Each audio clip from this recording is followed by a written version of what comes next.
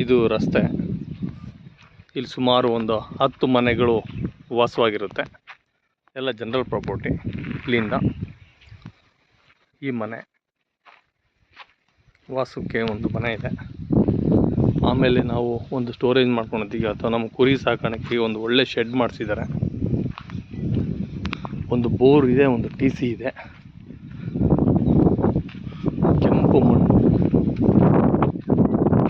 ಇದು ಬಂದ್ಬಿಟ್ಟು 6 ಎಕರೆ 8 ಗುಂಟೆ ಜಮೀನು, ಪ್ಲಸ್ಸು ಇದಕ್ಕೆ 2.5 ಎಕರೆ ಒತ್ತುವರಿ ಸಿಗುತ್ತೆ. ಕೆಂಪು ಭೂಮಿ, ಒತ್ತುವರಿ ಸಮೇತ ತುಂಬ ಅಚ್ಚುಕಟ್ಟಾಗಿ ನೀಟಾಗಿದೆ.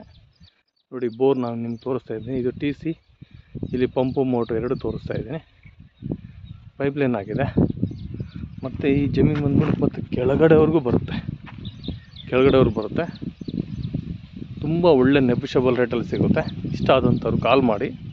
ಇಲ್ಲಿ ವಾಸಕ್ಕೋಸ್ಕರ ಎಲ್ಲ ವ್ಯವಸ್ಥೆನೂ ನೀಟಾಗಿದೆ. ಒಳ್ಳೆ ಬೆಳೆ ತೆಗಿತಾ ಇದ್ದಾರೆ ರೈತರು. ಭಾಳ ನೋಡಿ, ಹಸು ಸಾಕ್ತಾಯಿದ್ದಾರೆ. ಒಳ್ಳೆ ಭೂಮಿ, ಫಲವತ್ತಾದಂಥ ಮಣ್ಣು, ಒಳ್ಳೆ ವಾತಾವರಣ. ಈ ಥರ ಶೆಡ್ ನೋಡಿ ಎಷ್ಟು ಚೆನ್ನಾಗಿದೆ. ಇಲ್ಲಿ ಆರಾಮಾಗಿ ನೀವು ಒಂದು 150 ಕುರಿ ಮೇಕೆಗಳು ಸಾಕ್ಬೋದು ಆರಾಮಾಗಿ.